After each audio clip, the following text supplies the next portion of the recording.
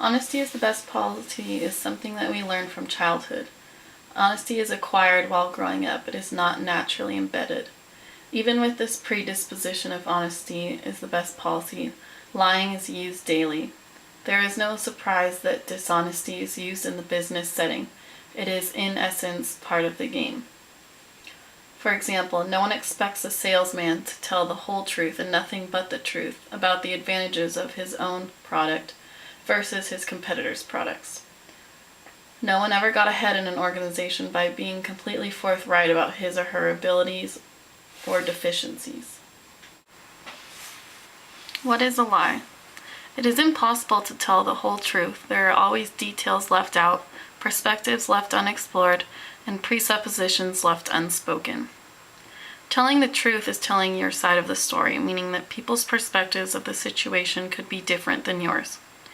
Truthfulness in the business world entails confidentiality of customer information.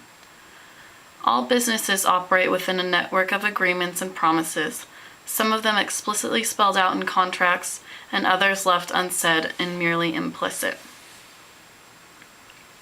In a more informal way, businesses have an obligation to their customers to maintain a certain privacy, sometimes spelled out, but a majority of the time implicit. Simon Blackburn may argue that this is a form of egoism, doing right for the wrong reasons. Businesses are not necessarily keeping their customers' information confidential because of any moral code, but more for the reason that customer privacy is an important necessity in creating trusting and loyal customers. Loyal customers are a company's main goal, creating a long and lasting relationship.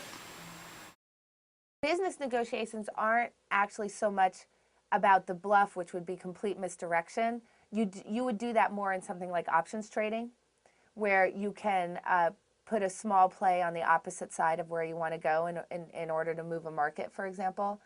So you can do that when bluffing really works well when you've got almost like a zero-sum situation going on, right? Where one player can win and one player will lose, and that's kind of the way that it has to be. Bluffing is not actually that productive in a win-win situation, which is a lot of what you want to be doing in business, is a win-win as opposed to a zero-sum, because that's a good long-term strategy in business.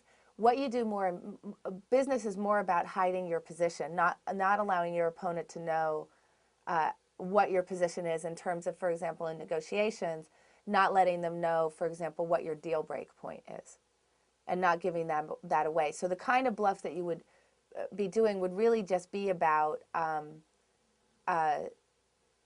if you want to make sure that you're getting the best deal possible for yourself, it would be about not letting your opponent know what your bottom line is or where you can break on the deal, and keeping that information very hidden and convincing them that you're either willing to go higher or lower than you actually are, so that their break point will be higher than it might have been or lower than it might have been. And that's really more where the bluff goes. I think that we think of bluffs a little bit differently. So in the zero-sum situation, you're going to see more like pure bluffs as opposed to keeping your cards close to the chest, which is not really a bluff. That's a little bit different. At the basis of private morality is a respect for the truth, and the closer a businessman comes to the truth, the more he deserves respect. However, most bluffing in the business world might be regarded as simply game strategy. Much like bluffing in poker, it does not reflect on the morality of the bluffer. Henry Taylor states that falsehood ceases to be falsehood when it is understood on all sides that the truth is not expected to be spoken. This is an exact description of bluffing in poker, diplomacy, and business. An example of bluffing is in the criminal court, where the criminal is not expected to be telling the truth when he pleads not guilty. It is seen as ethical practice for the defendant's attorney's only job and goal to be to get his client off, not to reveal the truth. Bluffing in a normal business practice is common. For example, a salesman advertising his product as a much greater deal than it actually is normal. You are not outright lying. However, you and the organization are involved in numerous strategies of deception every day. The nature of business is comparable to poker. While both have a large element of chance, in the long run, the winner is the man who plays with steady skill. In both games, ultimate victory requires intimate knowledge of the rules, insight into the psychology of the other players, a bold front, a considerable amount of self-discipline, and the ability to respond swiftly and effectively to opportunities provided by chance.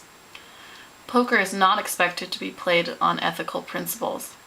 In poker, it is right and proper to bluff a friend out of the rewards of being dealt a good hand. Poker has special ethics. The game calls for distrust of the other fellow. It ignores the claim of friendship. Cunning deception and concealment of one's strengths and intentions, not kindheartedness and open-heartedness, are vital in poker. No one, like with poker, should think any worse of the game of business because its standards of right and wrong differ from the prevailing traditions of morality in our society. As Adi explains it in his example about marketing, marketers lying about their products is both wrong and can be harmful for the company. However, deception does not entail lying. Presenting facts only favoring our view is deceptive, but not lying.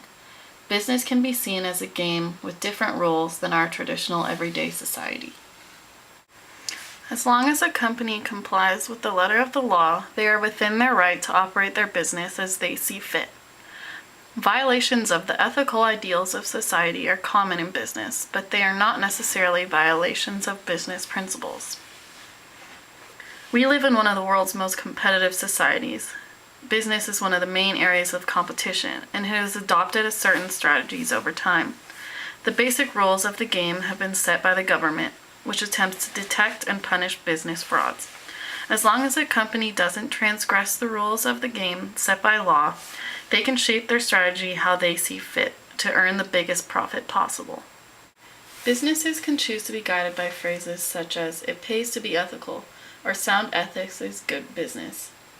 In actuality, this is not an ethical position at all. It is a self-serving calculation in disguise. What the speaker is really saying is that in the long run, a company can make more money if it does not antagonize its competitors, suppliers, employees, and customers. This section can be related to Blackburn's Greatest Happiness for the Greatest Number chapter. Blackburn states that we are selfish beings and we desire what is pleasant for ourselves, because as humans we typically desire that we get enjoyment more than we desire that someone else gets it.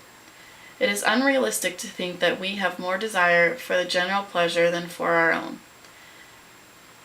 The way this relates to what the author of Honest Work is saying is the idea that running a business based on ethical practices is not run based on some moral code meant to help the greater good.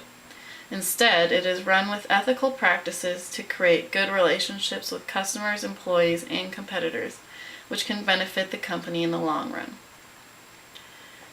To be a winner, a man must play to win. This does not mean he must be ruthless, cruel, harsh, or treacherous.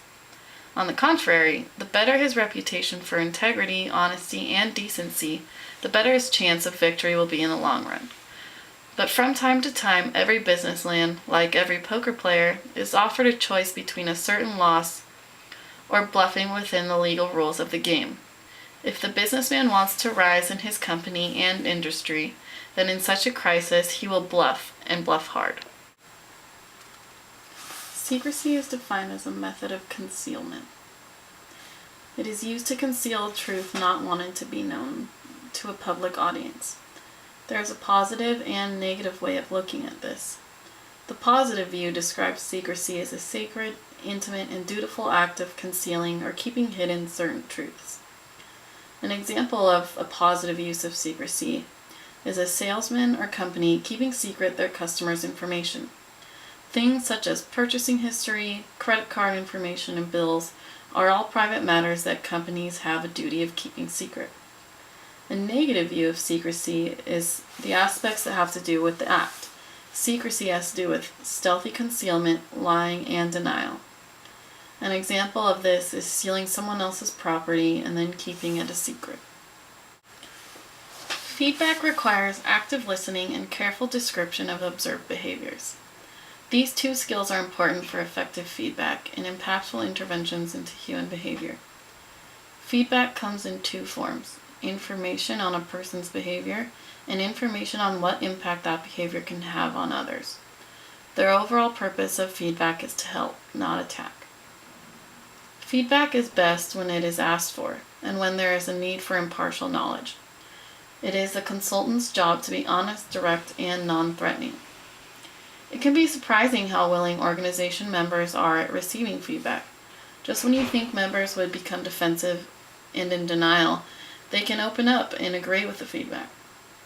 The main function of feedback is to describe another person's observable behavior, interpret motives, and prescribe specific remedies. It is a way of helping another person to consider changing his or her behavior. It is giving information to a person about how she or he affects others.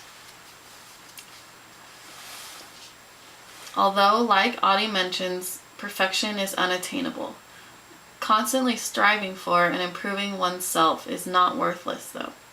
Feedback, as stated earlier, is meant to help with improving one's behaviors and knowledge on the impact that certain behaviors can have on others.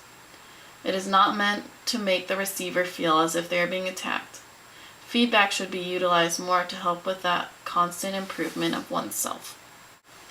Here are some tips that the chapter outlines as most effective for giving feedback. First is to be descriptive in your feedback. Second is not to put any negative feedback in a memo because there is too much opportunity to misinterpret the language. Face-to-face meetings allow people to have a chance to ask any questions they may have. Next is positive feedback and making sure that it is not too general because that has little impact. Make sure that it is descriptive. Tailor any feedback to fit the person that you are giving it to. Only use humor when it is appropriate. Feedback helps shape our identity, self-esteem, and self-concept.